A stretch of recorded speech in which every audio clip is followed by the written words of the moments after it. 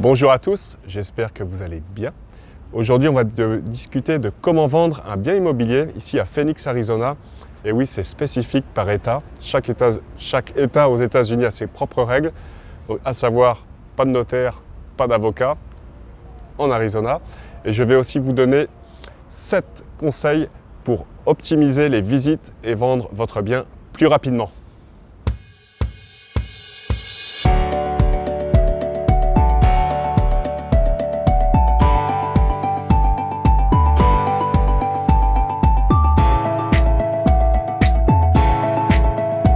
Nous y voilà. Donc une des premières choses et que peut-être peu de gens vous disent, mais lorsque vous vendez, vous n'êtes plus chez vous. Ouais, c'est quelque chose qui va être à prendre en compte et très important, surtout au niveau émotionnel lorsque vous êtes pris au moment des décisions.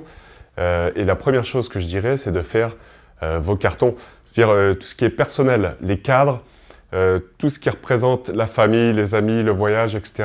Pourquoi? Parce que ce que vous ne voulez pas, c'est lorsqu'un futur hacker vient chez vous, viennent avec l'intention d'acheter votre propriété et repartent avec des idées de voyage. C'est déjà arrivé et voilà, vous ne voulez pas ça. Donc, à noter. Lorsqu'on va se rencontrer, on va discuter du prix. À quel prix est-ce que vous souhaitez vendre?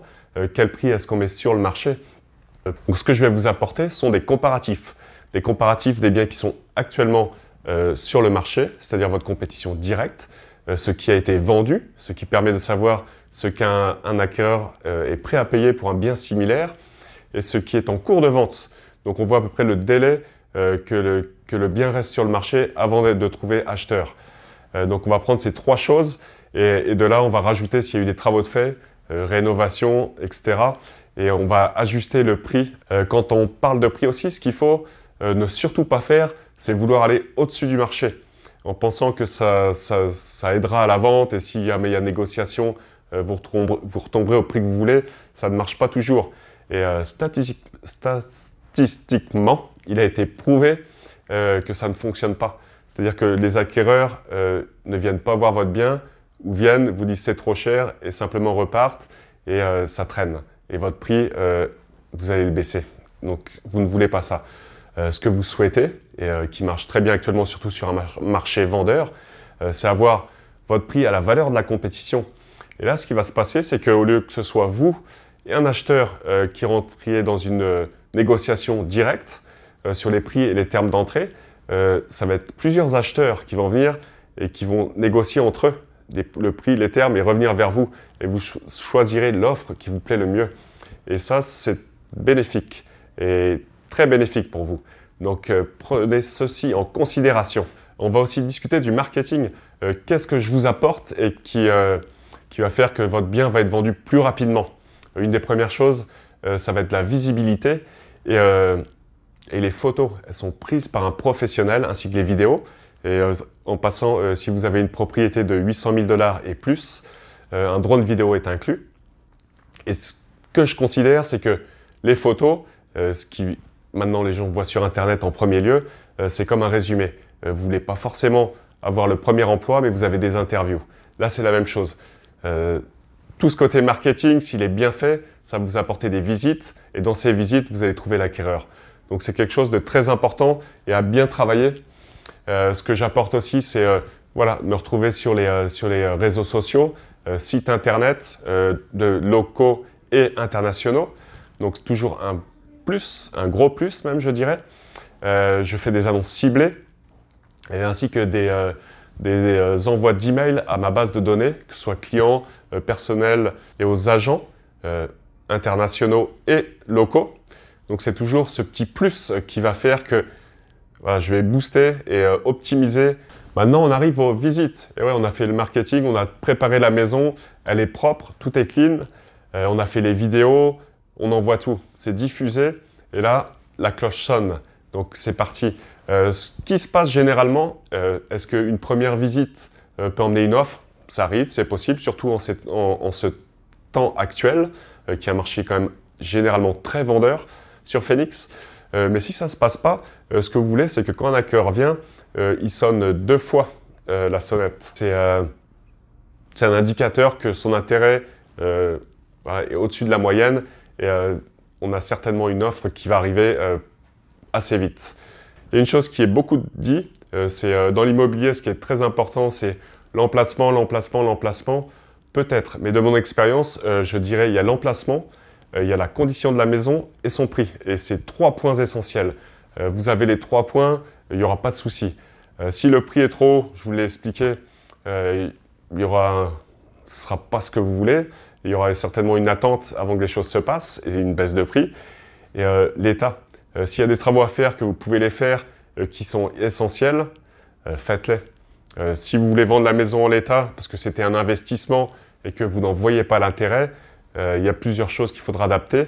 Et quoi qu'il en soit, lorsque on met une maison en vente, s'il n'y a pas d'offre dans les 2 semaines, on s'assoit, on fait un bilan et on voit ce qui a été, ce qui ne va pas, combien on a eu de visites et qu'est-ce qui peut être amélioré, ou il faut changer les choses pour vendre votre bien, parce que c'est l'objectif. Et nous voici rendus aux 7 conseils pour optimiser les visites et amener à une vente beaucoup plus rapide. La première chose que je voudrais dire, c'est qu'il n'y a qu'une seule première impression. Donc soyez sûr que votre maison soit clean et que vous soyez parti le matin ou pas, ce soit propre.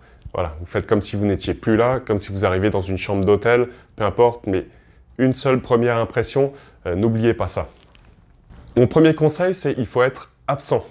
Chose très importante, vous ne voulez pas être présent lorsque les gens viennent visiter, parce qu'ils voilà, ils se sentent pas vraiment, voilà, ils se sentent plus chez vous que voilà, d'être potentiellement chez eux. Et par expérience, j'ai eu un client qui avait des voitures de collection et il aimait être présent, il voulait être présent. Et la discussion se finissait toujours sur le sujet de la voiture. Et voilà, c'était sympa, mais ce n'était pas l'objectif du tout. Donc vous ne voulez pas ça, quoi. Donc soyez absent. Allez boire un café, vous promenez, peu importe, mais évitez votre présence lorsqu'il y a une visite. Très important. Le deuxième point, les lumières. Voilà, vous voulez que vos lumières soient allumées, que ce soit agréable. Vous ne voulez pas que les gens arrivent et se sentent oppressés ou les rideaux baissés, les volets fermés. Non, il faut que ce soit agréable. Voilà. Le mieux, si vous avez d'ailleurs un petit coup de peinture à mettre parce que vous avez des couleurs qui vous sont personnelles, mais voilà, qui ne sont pas forcément neutres, faites-le. C'est quelque chose qu'on pourrait faire avant de la mettre sur le marché. Le petit 3, rangez vos effets personnels.